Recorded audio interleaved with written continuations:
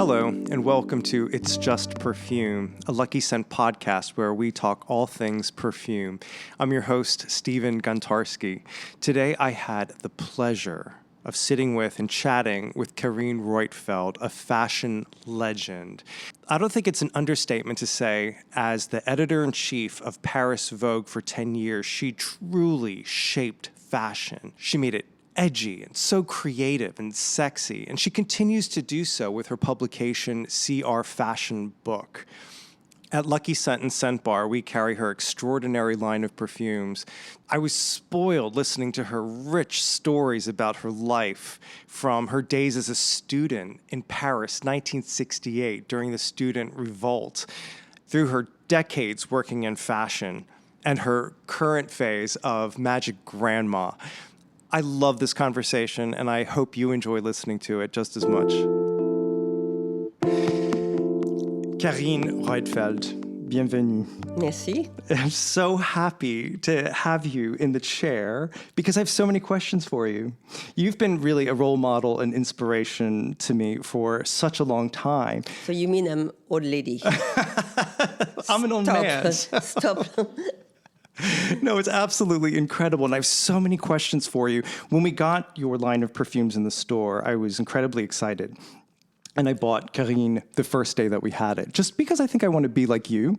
And because the style of chic with the patchouli in the base and florals up at the top is one of my favorite styles of perfume. So I've been wearing it, I think, pretty much every day. Good. Since we bought it. Become addictive, it's good. I am addicted, absolutely. But you know, patchouli, when I was a very young girl, I don't buy perfume, I don't even know Chanel or Dior was existing. Yeah. So I go to Indian store. Yeah. And I bought little patchouli, you know, and I have patchouli incense too. And I was listening to David Bowie. And my mom think I was smoking joint, not at all. It just, you know, the smell of the incense, of the patchouli, and the music of David Bowie makes this. So it's very important for me, patchouli. I'm beginning to think that pretty much anyone who is cool has an association with patchouli. Let's just face it. I think that's a fact. I hope so, because it's quite common in a way, patchouli, you know? Yeah.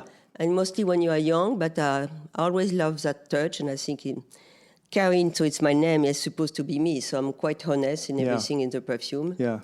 And I'm happy you like it. So when you were young, like a teenager, you didn't really wear perfume, just some patchouli oil. Yes, because I tell you, at that time, it's not because I have no money. I didn't know there was a Chanel, Dior. I don't know this world. Right. The only world I know was the one of my mom, perfume. But my mom was very, she's not addicted in one, so she was constantly changing. The only thing I really remember is the smell of the hairspray, Elle. This is a very strong smell that is still the same. And it's what I remember of my mother. Not a perfume, but the Elle spray. Yeah. That's fantastic. Was your mom into style, into clothing and hair? Yes, I remember I have to do her eyeliner because she cannot do on her own. She was wearing a lot of Pucci dress. And at that time, you know, people were okay with the fur. She loves animal, but, you know, even you're wearing an Oslo, you don't even think what it's come from. Yeah. So suddenly she listened Brigitte Bardot talking about the baby fork, you know, and she decided it's impossible to wear fur anyway. And the same night, she put all the fur she has. She has a Oslo, she has an Astrakhan, she has, I don't remember what else. She put everything in the garbage in the street. Oh, my God. Definitive. Because at that time, people doesn't know that there was a problem with animals, you know. Suddenly, it's true that Brigitte Bardot opened the eyes. The awareness of animal cruelty. Exactly. Yeah, it's so interesting. So say, if your mom was wearing Pucci, it seems like you come from a family that's interested in fashion. Now, the thing is, my father was a film producer, So he traveled a lot between Paris and Rome for this film. He make a lot of collaboration with Italian movies. Ooh. And Pucci was a very trend in Rome. So I think he bring Pucci dress to my mom. And I remember he bring me a little bag that you put on your belt, a little Pucci one in velvet that I really like. Oh, that's cool. And he was maybe the one that bring a bit more fashion in the house. Yeah. Were you always interested in clothes and style, even from a young age? You know, in my young age, what is sometimes some years ago, there was nothing for kids, nothing existing. There is no even Zara or H&M. There is nothing for them. It was just very classic or for uniform for school, you know. And you don't have a chance to buy something that you like. Yeah. So you have to make a lot of effort to find something you like. So it's the reason I'm going to this old Indian store, because you can buy scarf and things like that. And my mother always make me like a bohemian skirt with scarf. And after I discovered the Clignancourt, is how you say the puces, les puces de Clignancourt. So at that time I discovered you can buy there vintage dresses and a lot of military clothes. Oh, how old were you at this point? A young teenager? 14, 15. Yeah, going up to Clignancourt flea market. It was quite dangerous. Yeah, because you go, it still is, yeah. Yeah, because you go to inside the van and you have to try inside. But it was, at that time, it was not dangerous at all. And in France, we have a big revolution. It was 1968, you know. And all the school was closed because the étudiant was... striking. And they decided in my school that will be one of the girls to be outside to prevent other kids to come into school. So I think I need a uniform. And I went to Clignancourt and go to a military place and I bought the jacket, the bag, you know, and you have to put a lot of drawing of peace and love and things like that. And so it was my first combattante uniform in 1968. I think it was the first time I created something that had a purpose. That's incredible. And then you stood outside the school and prevented people from entering. I mean, I was 14, 15. I even don't understand what's happening, but I think it was cool, no going to school. Yeah. And to have that job, you know, I think it makes me an interesting person. And at least I got the look. They say it was a perfect look, you know, all khaki, a bit like, you see what you can find, a special smell of the jacket and the bag and the peace and love everywhere. Oh, my God. What other kind of things would you find at Clignancourt? A lot of vintage dresses from the 40s, I think. Yeah. From the period of the war in France. Yeah. It was very beautiful, and even some hats. At that moment, for getting some money, I become like, how you say, a model for a painter. And he asked me to come with these vintage dresses. They were not expensive at all, not like today. So some, you know, with a little hat, with a little voilette, you know. And I have a lot of my portrait like this. Wow. Carine already with a vintage dress. You know, it was at time we was wearing this. Today it will be a lot of designer copies them, you know. But at that time it was free market. It was really not expensive. But you have to take the bus. It was an effort. Sure, you know? Of course. Yeah. And when you get a Levi's, what's the best you can find? Yeah. And there is one trend coming for uniform is to have like a pale blue Levi's corduroy. Yeah. And you have to wear the trench coat from uniform, navy blue, you know. But to be trendy, you don't belt in the front, you belt on the back. It was a huge trend when I was 17, 18. So this is late 60s, early 70s. Yeah. This is incredibly chic. I love it. So basically, it was your personal style that the painter was using because you chose these clothes. Of course. You were the mannequin sitting for him, and basically, he was presenting your style on canvas. But it was quite 40s style, you know, at that time. He didn't paint me in my veteran military look. He preferred more feminine look. Yeah. Oh, that's very cool. Do these paintings still exist? Yeah. Oh, that's so cool. I want to see. I will give you the name. It's come back. Okay, yeah. And I have one is dedicated to me, to Carine, that he gave to me. It's not the best artist in the world, but he was selling, you know, and for me it was money. Yeah. I need money. Yeah. So you were a teenager. That was your first job, basically. Your foray into fashion was you were modeling. And then you started writing for Elle. Yes. And before I tried in my neighborhood, I went to the dentist when I was maybe 17, and there was a beautiful guy outside in the street by my apartment called Tony Kent. He was very handsome. He was English photographer, very well known at the time. Yeah. And he looked at me and he said, "Oh, maybe interesting for the agency." Yeah. So because he was so good looking, so sexy, and he went me in as a Wall Schwartz, you know. He bring me to the agency.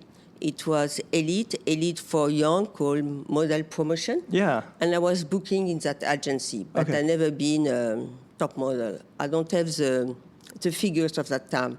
That time it was more about Swedish, Gunilla Lindblad, all Swedish girl, blonde, right. tall. Yeah. I was a little duck, in the middle. Mm-hmm. If I was 20 today, I would be more successful in to be a model. Well, like that Varushka look, that very Nordic. Yes, it was not me at all. Yeah. Oh, that's so interesting. Now, do you remember what the first perfume that you fell in love with, that you started wearing regularly, besides the patchouli oil? Yeah. I think it's something that my parents gave me for my birthday, Eau Vive de Carven. Okay.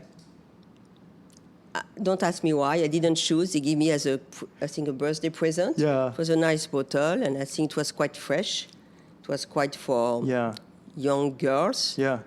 And it was my first one. Yeah. But I didn't. Living water. I would think it's very sparkling. Yeah, but I didn't buy another one. It was not my thing. Yeah. What's the first one that you bought yourself? That I really buy myself. It was what's the name? Fracas. Oh, of course. And I like it because it was very difficult to find. Yeah.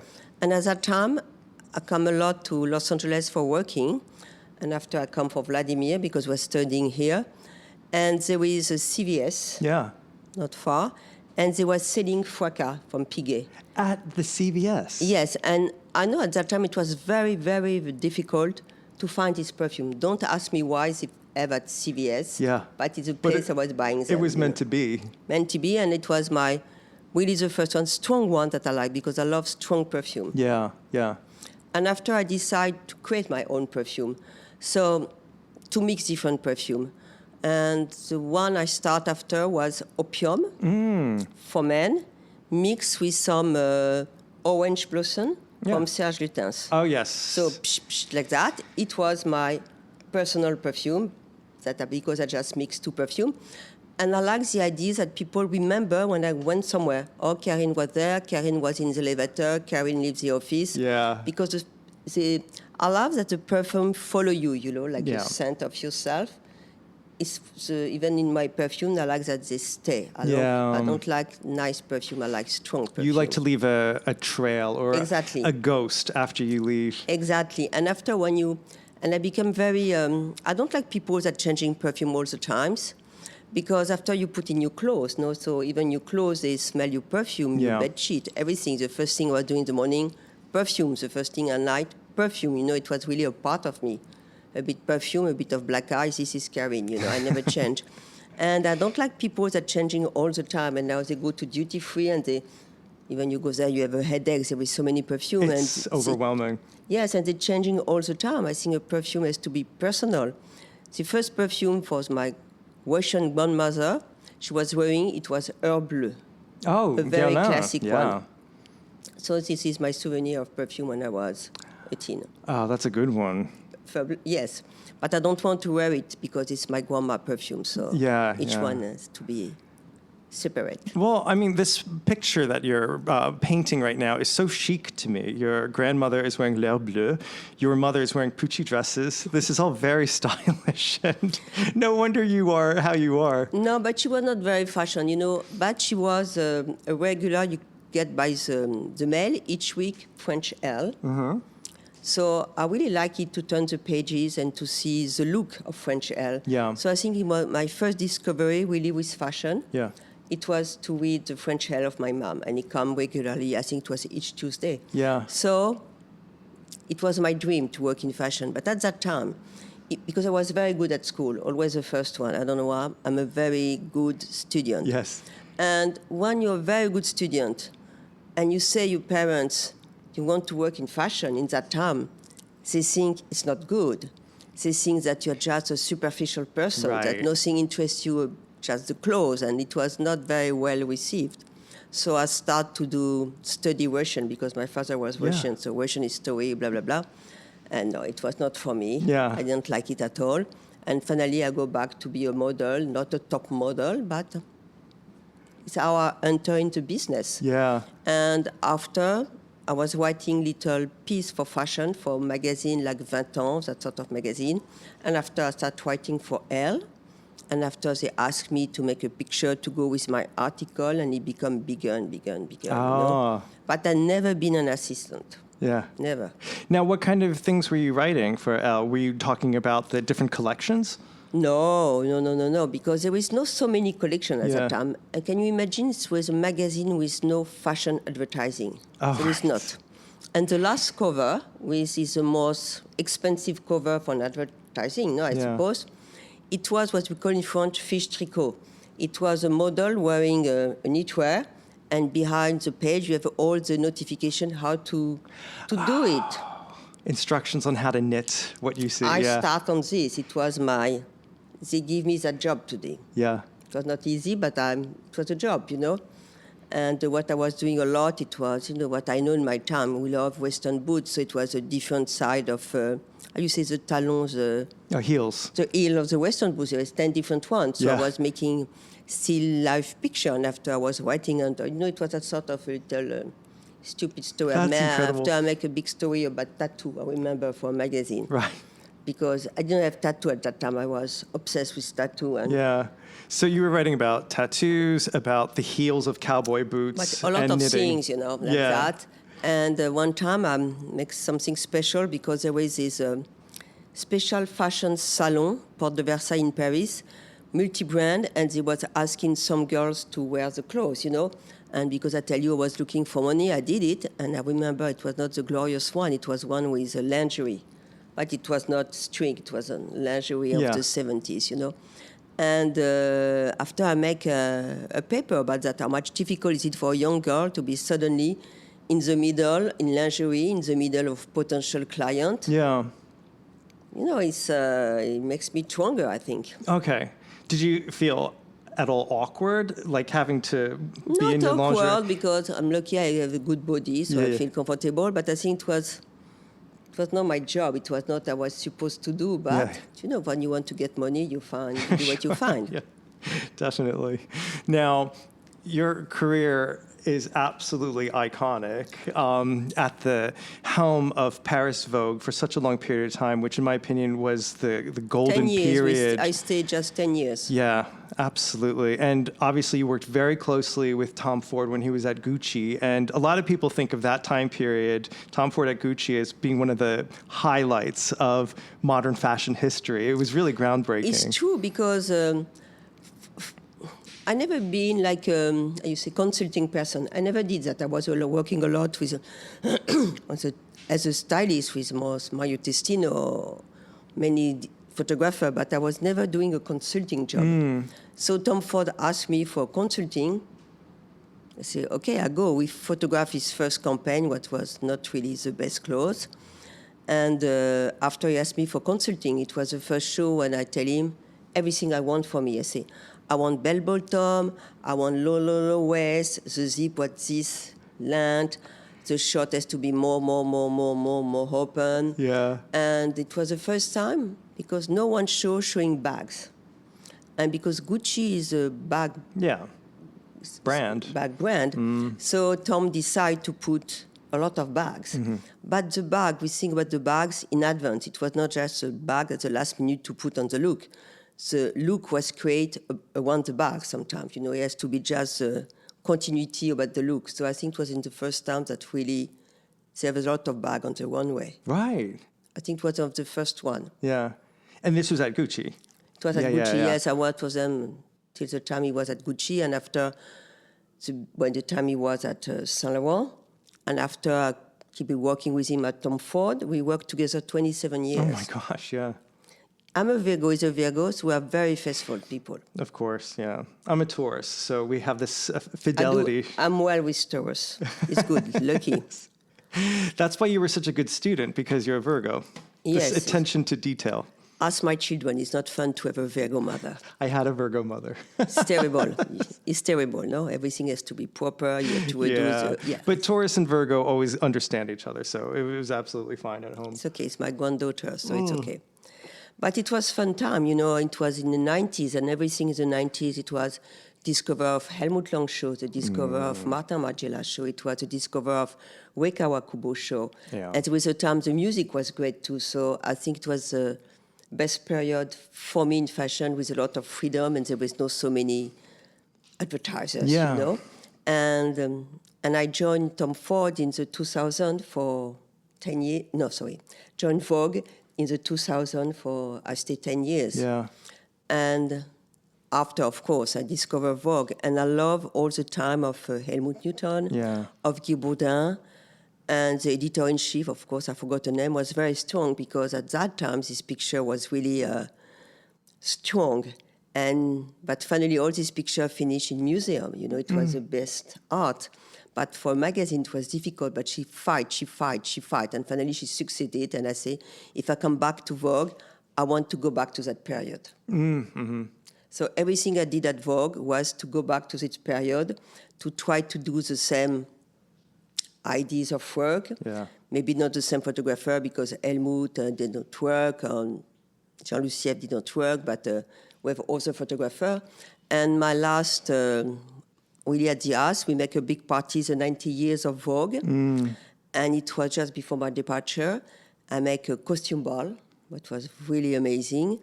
And when the magazine, you have a supplement with all the page you can make between the Vogue that I love and the new Vogue that I create. Yeah. And everything was perfect together.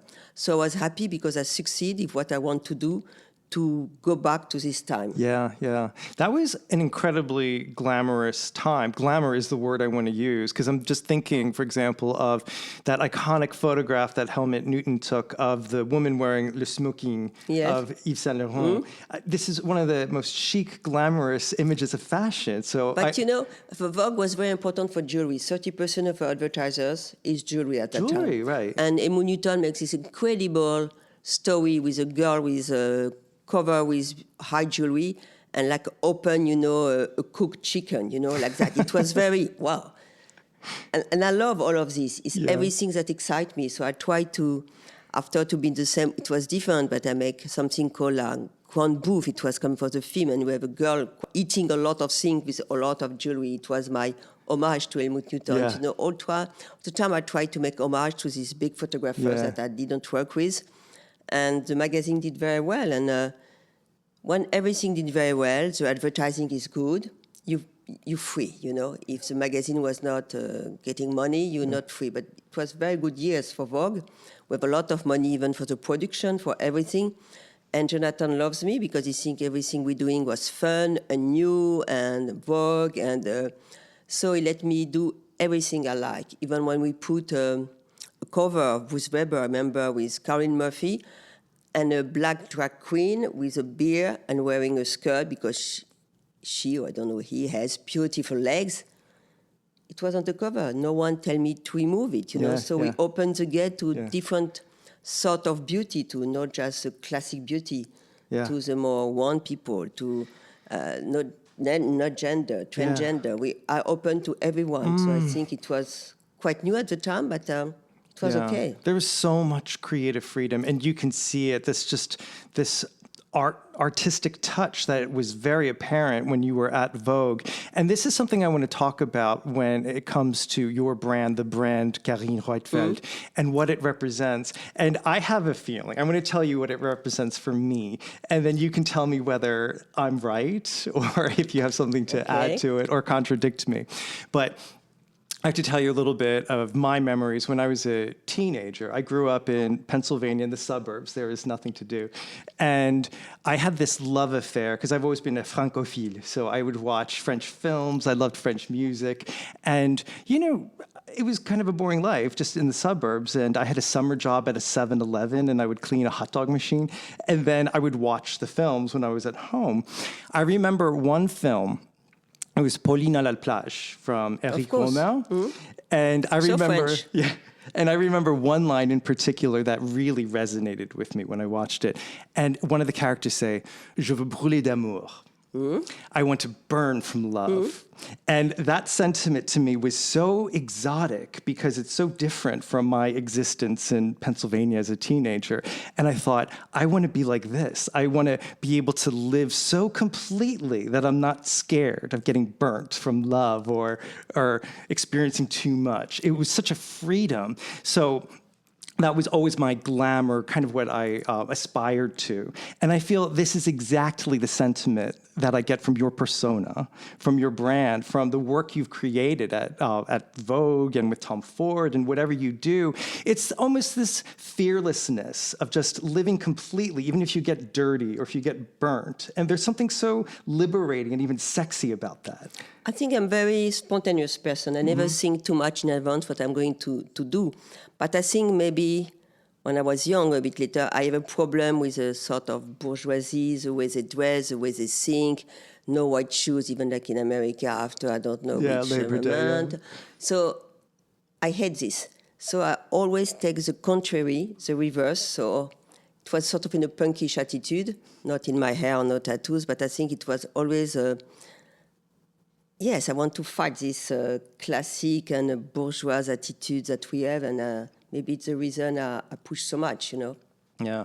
I mean, there's something so beautiful about that. It keeps your spirit young and alive. It's timeless. But, you know, even when I started at French Elle for maybe 10 years, and at that time, if you put a pair of Doc Martens in a photo shoot, they will not release a photo shoot. Right. Just a pair of Doc Martens. I imagine it's so, now everyone is working Doc Martens.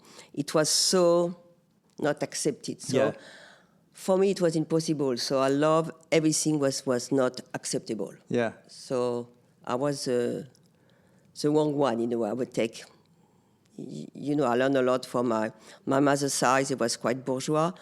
On my father's side, Russian producer, so it was very different. Yeah. So I know about this sort of, and I think it was hypocrite. It was not what I want. I was different. So maybe it's a way I was a bit a rebel. Yeah. Finally, in my way, and but a rebel chic because there is a fine line between porno chic, what they say, and just you fell in the dirty side, you know. And I think when we work mostly with Mario, we always keep on the safe side, but it was really porno chic. Yeah. Was called the queen of porno chic. My father was the first one to do erotic film. All right. But it's different than porno chic because you have a story. It's not so much a big shot of everything, most like crazy thing. But he was the first one to produce erotic film in France. Right. But it was not pornographic, but I would prefer erotico, but I think pornographic is more easy to say, no? Yeah. Porno chic. Porno chic, that's my, one of my titles. One was Tom Ford Muse. It would be good on my passport. It's a great stamp to have. And after you can have porno chic as another stamp. And now I could have a new stamp. It will be Magic Grandma. Magic because Grandma. Everything my kids ask me, my grandkids ask me, I give them. Yeah. So this is my new stamp. That is fantastic. So, okay, that is the brand. It's being rebellious, breaking the rules, and in my words, living freely and not being scared. I feel that is what I get from Carine Roitfeld. But you know, because, you know, Virgos, we have two sides on Virgo, no? Where the nice one was very picky with everything, go to the kid, to the orthophonist, to everything, very well done. And we have the crazy one that can be finished naked on a bar, you know? So I think my crazy one was more on my picture. Because a lot of people think I was a nymphomaniac. Not at all. I was quite normal in my private life. Just the picture was what I want to say, you know? Yeah. I find that with so many people, especially ones who have such a kind of a big persona, that when you meet them in real life, they're incredibly grounded and and just live a very private life. Yes, I'm quite easy in a way. I'm very easy. Yeah. So when people say, oh my God, you're an icon, you're a legend, I say, I want, you know, there is something in front you say, it's very important for me because I have good legs. And the ankle is very important to have good legs. No, I'm obsessed with ankle. And if people take you too many compliments, they say you're going to have fat ankles. Fat ankles. So this is done to us. That's why I like French. We say big head, but I mean, fat ankles is a little bit more fun. Yes. Because one day I spoke with my friend Tom Pécheux, because, you know, we did his film, Mademoiselle C.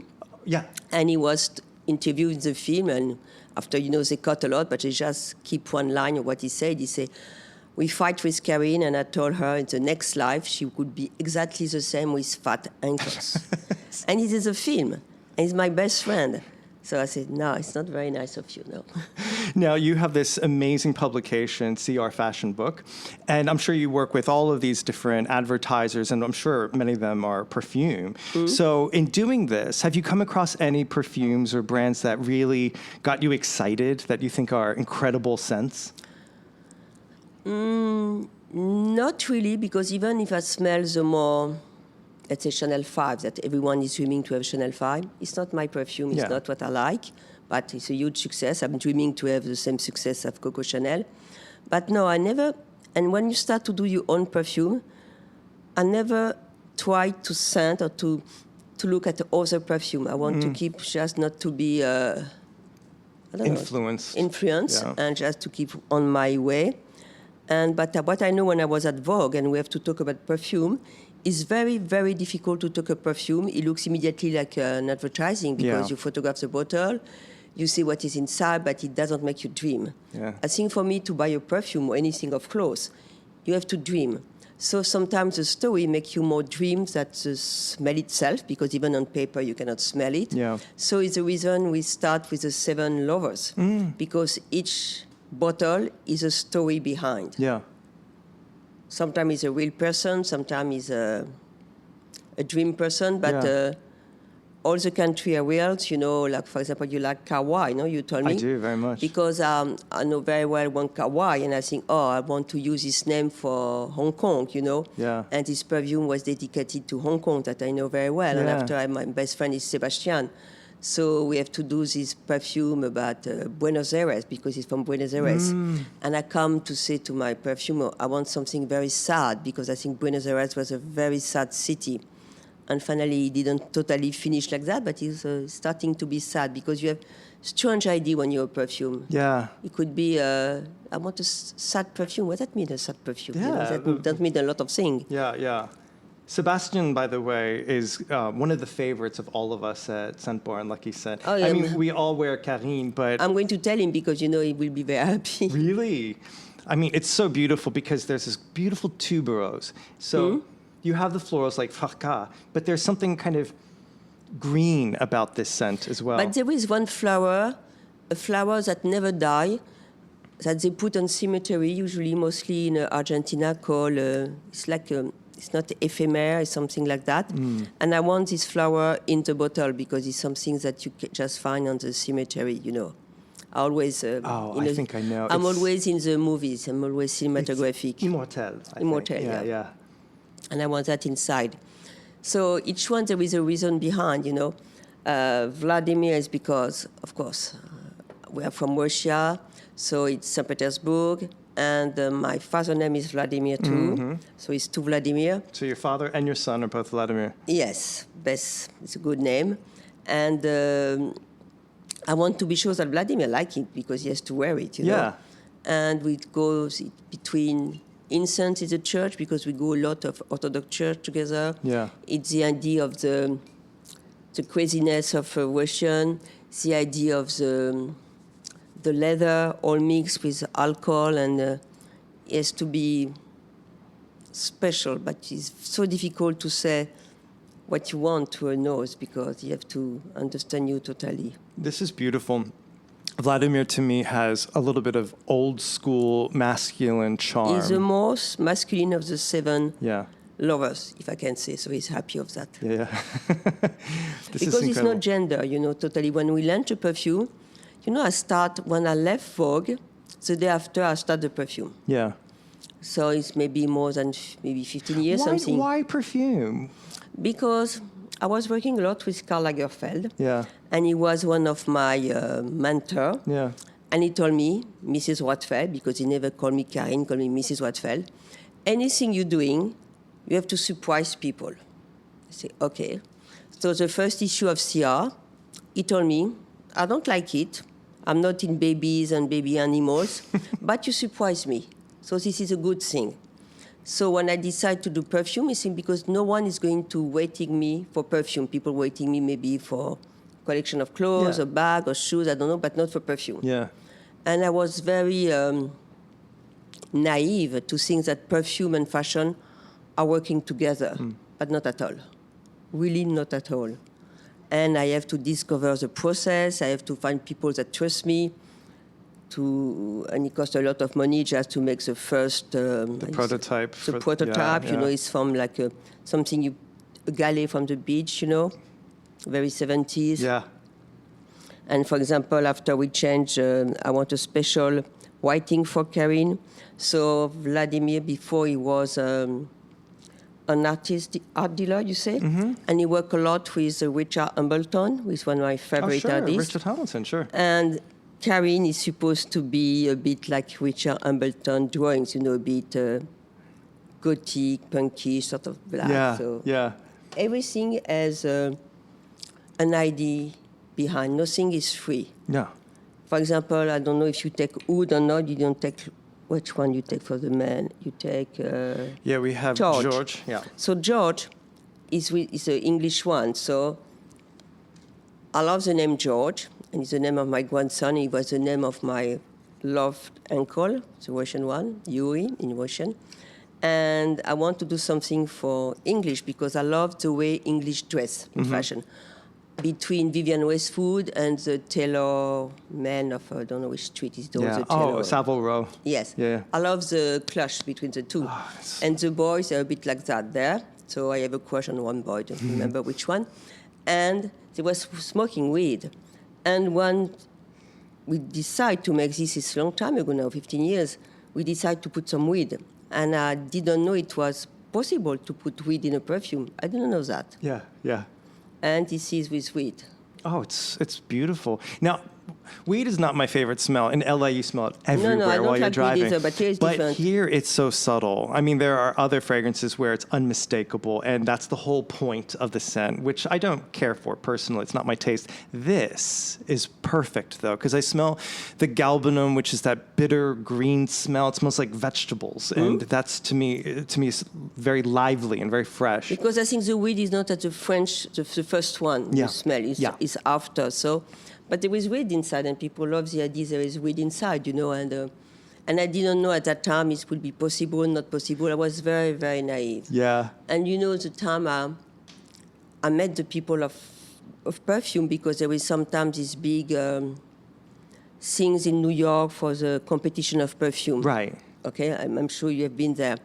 So I've been there because I was talking about, I think, to give a prize to Tom Ford. I don't remember. Mm-hmm. And suddenly I look at the people in the audience, so far from fashion people.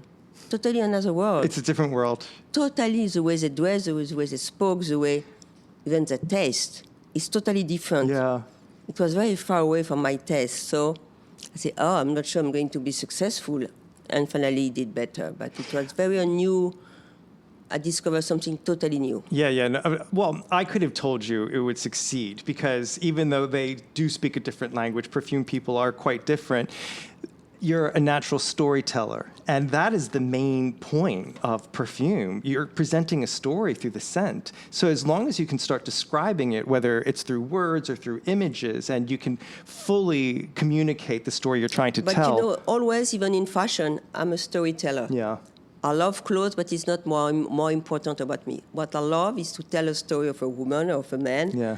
And they love the model that we think they act with. They can play a story. They say, okay, today you're going to be, I don't know, Marilyn Monroe, so you have to be emotional. You're very sad. You have to take too many drugs. You know, I don't know. You talk to her, and she gets in the character. You know, it's what I like. You know, because fashion is just to make the woman more beautiful. It's not in first. You know. And from a perfume, I like to tell, I'm a storyteller, exactly. Yeah. So that's where fashion and perfume have in common. When I put on perfumes, I choose one because I want to be that person that day. Mm-hmm. So maybe I am already that person, but it will bring it out of me. And then I'll hold myself a little differently. Same thing, like what I decide to wear. You have to try in high heels. Yeah. Because I never wear high heels before. When I started to work even at Vogue, I need a uniform because all the girls were young and wearing jeans. And jeans is very good on me, but I think I have to be different. I have to be a new person, a new character. So I make a new look, like a skirt, it's slant, a bit like I'm today with jacket and higher heels that I have today. And it's become my uniform for 10 years. Yeah. So people recognize you, the hair, the makeup, and it was always me. So I think you You have to become someone to... That's it. And in plus, when you're wearing high heels, and I was much higher, you give so much strength, and you can talk to some people in the eyes because you're taller. And even the way you sit, the way you put your legs and everything, it's a totally different way when you're wearing high heels or not. Yeah. When I was working at Vogue, in winter, Uggs are impossible to wear Uggs. Yeah, it was forbidden totally. And flip-flop in the summer. Because for me... Carine, you and I have a lot in common. I would definitely forbid them too.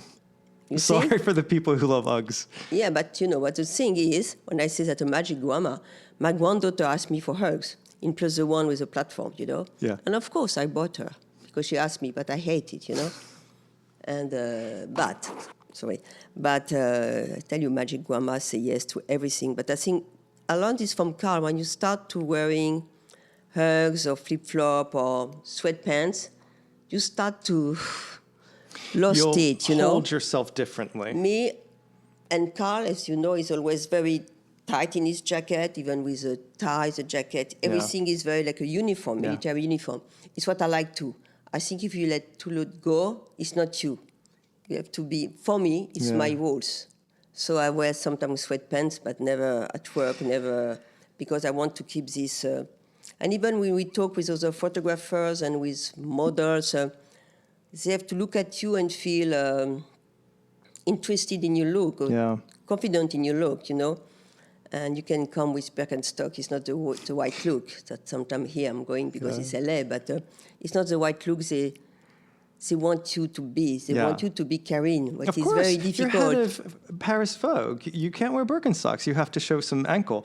But it's so interesting, this consistency, because you wore the uniform outside the school to prevent people from coming in. Then you wore the uniform of Carine Roitfeld as you head Paris Vogue. Yes. So you like a uniform. You play the role. No, I really like uniform because I think it gives you a certain...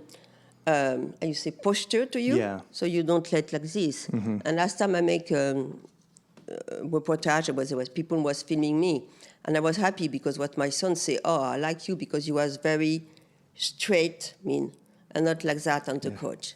It's not good. You have to be straight. Yourself. Yes, I learned this from Karl and from Tom. Yeah. So both of them, they was very good mentor. Do you think wearing your perfume also helps put you into that role? Anyway, for me, it's not a question. I start the morning in perfume and I'll finish my day with perfume. So there is no other way. It's a bit like Marilyn. She was sleeping just with Chanel 5. Chanel number 5, yeah. Yes. So good for her and good for Chanel. It was a huge publicity. Yeah. But, and I don't like people that change perfume. So I hope when they find them, they don't change all the times. Because it's on you.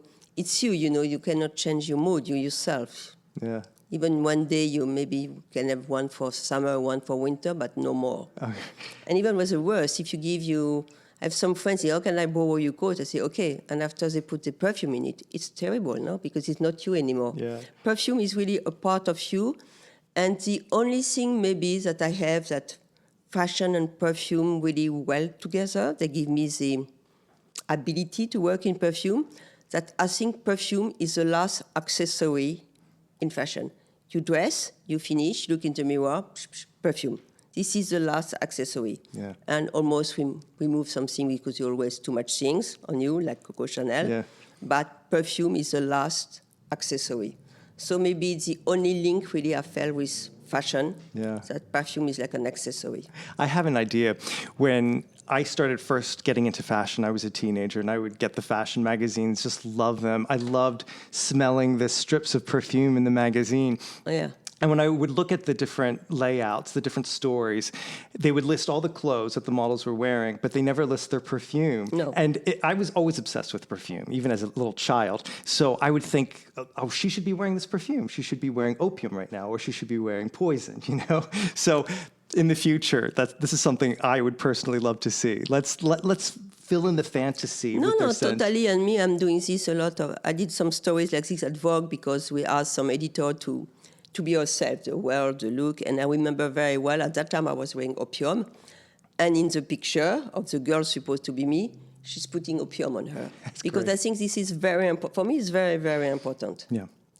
And I have strong nose, and it's great and not great because there is some perfume I really hate. I don't like sweet perfume. And I feel it's very successful, unfortunately for me. It's very successful. And when you sit in a plane and the girl by you just put, I don't want to say the name, perfume very sweet. Very sweet, fruity, sure. It's difficult. Yeah. But my best supporter as a driver of Uber or the hostess in the airplane, they always ask me about my perfume. Really? She's my biggest supporter. And is it Carine that you're wearing? Yes, it's Carine. Yeah. But I like this one too, Forgive Me, because I love the name was very difficult, It's very difficult to find name. Everything is deposit. Yeah. So it's the reason we start with name like Vladimir or Why, because it was possible. No, it cannot be secure, And the Karine is okay. And after, for a long time, we deposit Forgive Me, because when I was doing my first book, Irreverent, it could be learned Forgive Me. And after when we launched CR, it could be called Forgive Me too. So finally, this was still available for us. But there was a moment you need to use it because you're going to lose your name, Yeah. So we did Forgive Me, and I love this name. I think it's, people think it's negative. No, I don't think it's negative. No. What is it about that name that is so appealing to you? Because it's not Pardonnez-moi, it's Forgive Me. What does that mean for you? Forgive me or forgive me not. It could be the end. I could ask or not. I think for French people, forgive me is great to listen more than pardonnez-moi. Mm-hmm. And there is something cooler every time in English. And forgive me for, I don't know, and I don't have to be forgiven, but maybe forgive me not. It just, it's like the perfume we're talking about, Tom Ford, with a very strong name. What was the name of?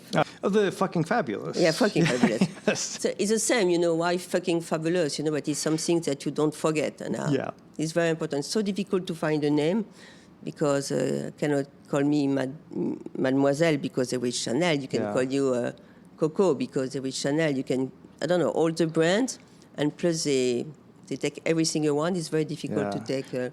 Forgive Me is a great name. It's a great one, yes. Yeah, Tom was a bit jealous. I like when Tom Ford is jealous. You made him jealous with this one. It means that it's a good idea. Because we are very similar, so understand me. Come on, he's got great taste. 100%, so we understand each other very well. And when he likes something, honestly, I take it as a compliment. This is also very popular among the staff at Scent Bar and Lucky Scent because of that luscious gardenia with so much patchouli, and that makes it very deep, very dark. It seems like a dangerous floral, and these two are Dominique Ropion, and we're all huge fans because he's incredibly talented, and he just has this magic with everything he makes. And I was I'm very proud of you call them nose in French. I don't know, it's the same in America. Because I think without them, it's impossible to do perfume, okay? But some designer, they don't want to put the name of the nose, they just want to put their name, And for me, it's a terrible error because I'm working I'm a teamwork person. Yeah. Working in fashion is a teamwork, and perfume too. And I think I have great names. It's a plus for me to add Dominique Ropion or to add Aurelien Guichard at the beginning to my perfume. I think it's a plus.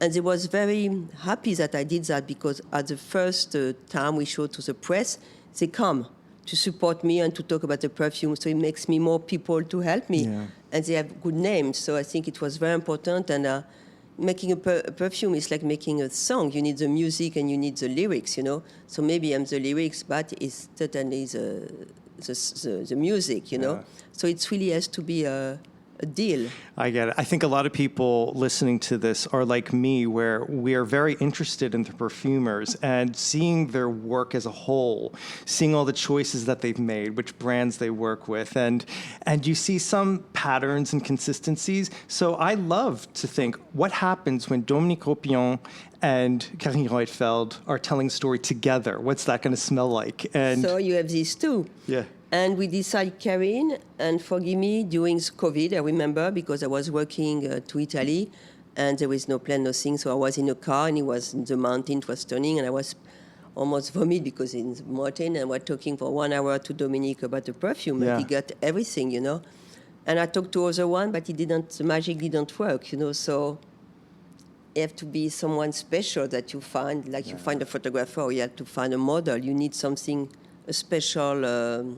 relation, special Yeah. things. What did you tell Dominique or ask him?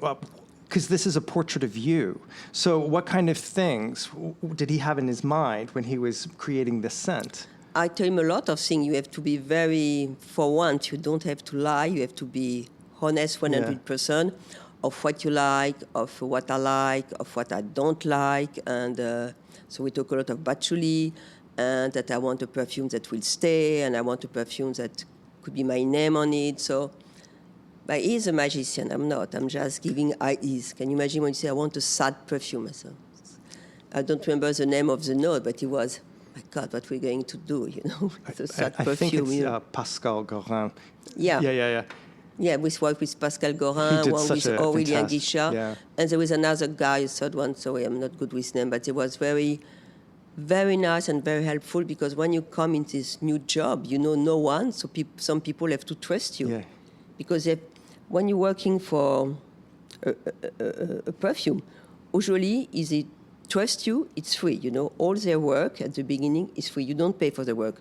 I pay for the bottle, for everything, but not for his work. Because they think one day it's going to be a huge success and they're going to fill a lot of bottle and get money because of that. But at the beginning, they have to trust you because they don't pay for that. Right.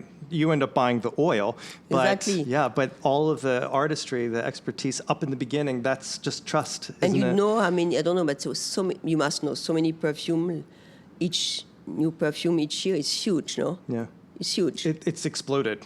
Yes. There are so many releases. Yeah. And it's good because now, I don't like this word parfum de niche, but it's what people like today, is not to be like everyone else. So they like to find their own, a bit like you have in the shop, you know, to discover what is really them.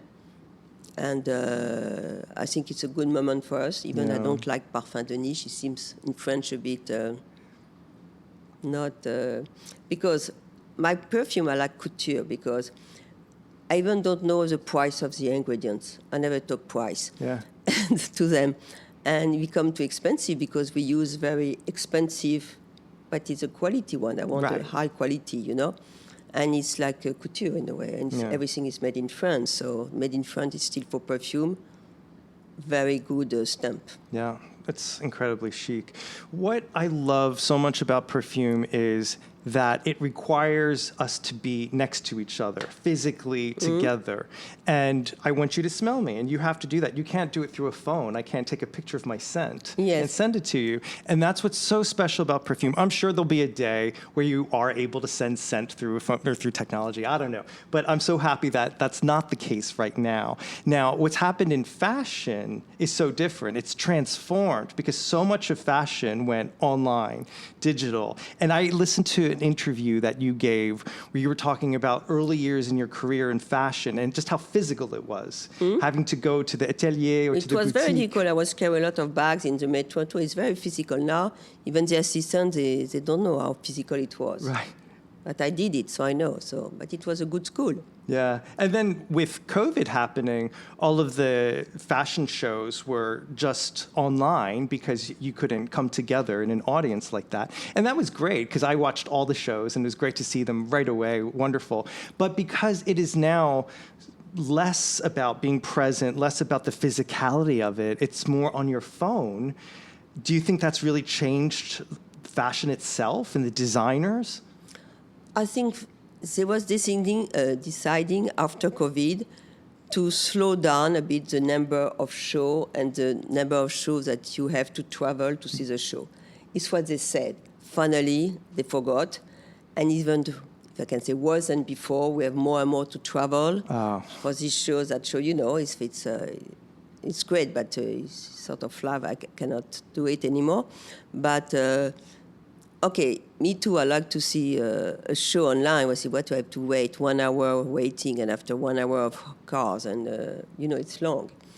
But it's not the same that to be in the room. Yeah. There is something that you feel. You feel. People love the designer. First of all, you can feel in the room when you enter if it's a positive vibes. Yeah. For example, I remember like Albert Elbaz, you know. Everyone loves Albert Elbaz, and when people come to his show, you feel the love in the room. So you can feel that in online, you know, this is impossible. And you feel maybe the perfume of the others, or the noise of the other or what they're seeing on your left, on you. I think something is missing, but I'm with you. I love to see fashion on, because I saw so many, but I think always it's better to be there, to listen. The music is so important. Yeah.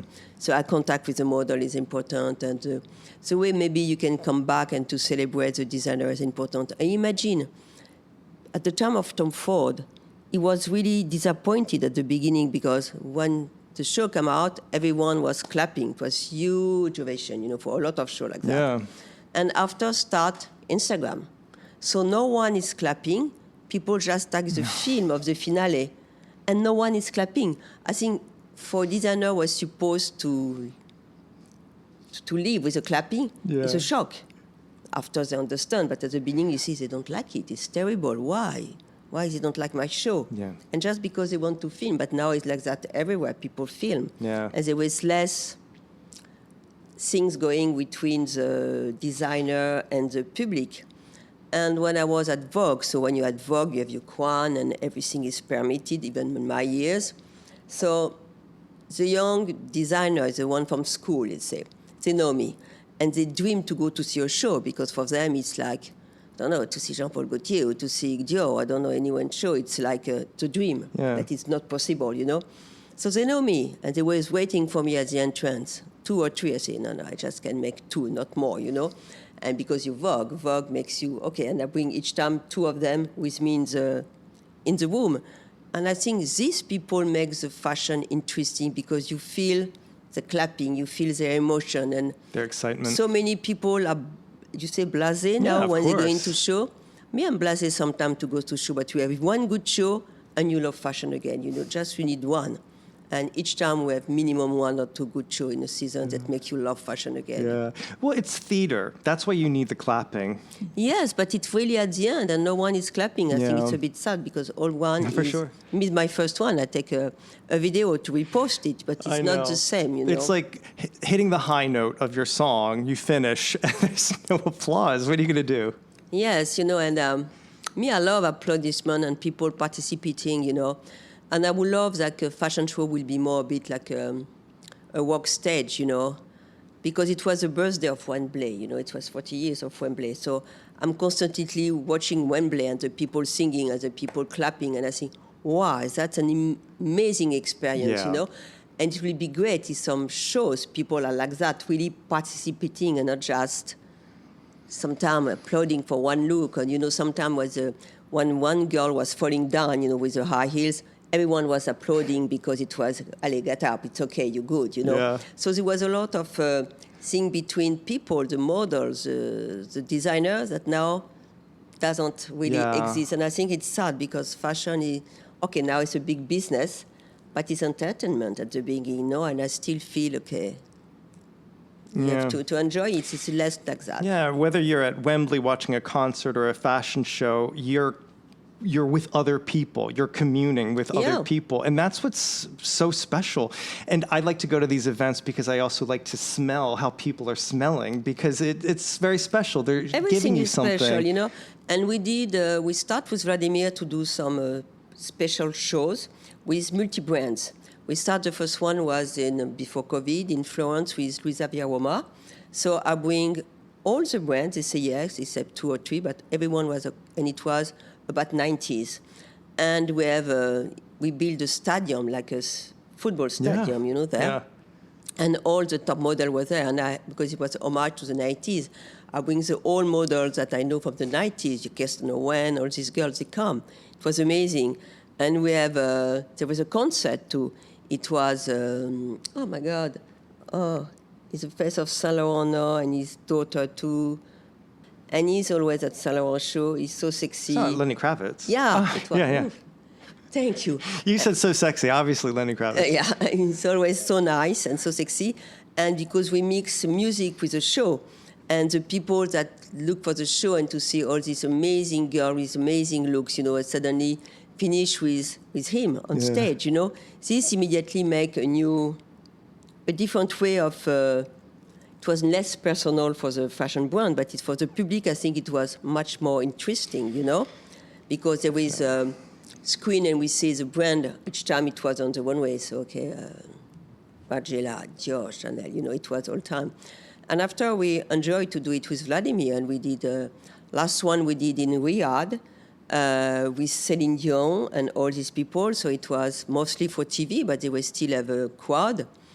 And when you so near Celine Dion before she go on stage, and I love her, and you have prepared all the show, and they let you do a bit what you want, and we have big stars at the show, it was amazing to see what the music and the fashion can do together. Yeah, absolutely. And I love that. And it's what now Vladimir is trying to do with players, is fashion with sports. It's even more important that today than because the sportive people, they love fashion and they create fashion and they're very good in fashion. Yeah, that's fantastic. Well, it's all theater. It's all about it's what I like, spectacle. Remember, Dennis Rodman was my biggest icon in sport. I'm not a sportive person. But just the way, it was not about the clothes, but just the way he dyed his hair, the way his makeup, or the way wearing, it changed everything for me in the sport because he gave an idea to young supporter, or maybe I have to dye my hair like that. I don't know. I love that people give ideas. We need ideas because now we repeat a bit the same old ideas. So we need this new generation to give you new ideas. Yeah, to keep it fresh. Absolutely. Yeah. My last question for you is, what inspires you? What gets you out of bed in the morning and gives you joy and life? Oh, I don't like to wake up early. Okay, let's call it noon. Okay, no, but even I'm good at what I'm doing. I know I'm good. I'm not saying I'm not good, and I'm still good at what I'm doing. But each day is like you go to war because there is a lot of people that want, of course, to take your position. But it's normal, so I'm wearing mostly khaki because it's my military thing. You like a uniform. Yes, and you have to be, you cannot sleep and waiting for something. You have to go, you have to meet new people. I'm very lucky because I'm a curious person. Yeah. So with my team is very young, so they go more parties than me. They know the young designer, young singers that I don't know. So it keeps me fresh in my mind. And I'm curious in everything, even I sit in an airport and I look the people, the way they dressed. Very interesting, even the worst dress is more interesting, of course. Yeah. So I'm very curious, I have a very great sense of observation. Yeah. So I think each time I find a new idea. It's come like that, because just I'm curious and of course now you can stay in bed and watch Netflix. We've done a lot. Or you could just go out on the street and look at people. Yes, exactly. Yeah. But there is some countries not so exciting, right, and sure. there is some country more exciting. So I think sometimes in the mix of a different country in the airport is more interesting. Yeah. But certainly not in the first business class. It's not the more exciting one. But the other one is more exciting. Yeah. That's incredible. I feel like I got your essence even before I spoke to you, but this has been such a treasure to hear your stories. Thank you. To smell these fragrances with everything in mind of what you were just talking about. And you know what I told you, that this Karine is my face, okay? The other one is Boris. And piece of me, but we don't really see my face. But forgive me. Finally, we took Julia, who was the first face of Tom Ford for Black Orchid. Yes, this is your daughter. Yes, and she's the face of Forgive Me. Okay. Because finally, Vladimir has a perfume, George, my grandson, has a perfume, and Julia did not have a perfume yet. So you have to, and next one will be Romy, I think, because she need one. But she's young and she doesn't like that perfume. She likes when you make like a sheet on your body with some perfume, it's like it's a totally different sort of perfume. Yeah. So a lot of your family is within this collection of scents. Of course, always. I'm very family. We are a very small family, so we are very all together. That's beautiful. Carine, thank you so much for spending some time with me. It's my pleasure, and thank you for the champagne at the last time when you shop. And I was very happy because I may come sometimes to LA, but for one time in the shop, I met people that I knew, I forgot about them, but people like in a crazy way, but nice, And we miss this in France. And in America, you have it. And at that shop, you have maybe 4 or 5 people a bit crazy in a good way, you know. Yeah. Even the look and everything. And I love that. There was this guy, Dimitri, doing, I don't know, the thing for the skincare. And there was I don't remember the name, but there was very special people. And I love to meet different people. In America, it's a great country for that. But I didn't know that we were expecting so many crazy, interesting people. Mostly it will be customer, and I don't know. And I was very happy to see that, I don't know, and what you bring for me was fantastic because all these people were great. Oh my God, it was a great night, but I can tell you, perfume people can be a little bit crazy in the best way possible. And yeah, but it's good to be crazy because if not crazy, we have to be dreamer and because it's not the best time. So we are lucky to work in a nice world. We're not going to hospital. I'm not in politics. I'm not that. I'm just in my fashion. Fashion can be politics. Yeah, of course. But we can live in beauty. It's a choice. Yes, we surrender with beauty. We are very lucky, first of all. Yeah, for sure. Thank you so much for listening and watching. And tune in for more episodes where we have the incredible people behind Perfume. We'll see you next time. Thank you very much. Thank you. How was my English?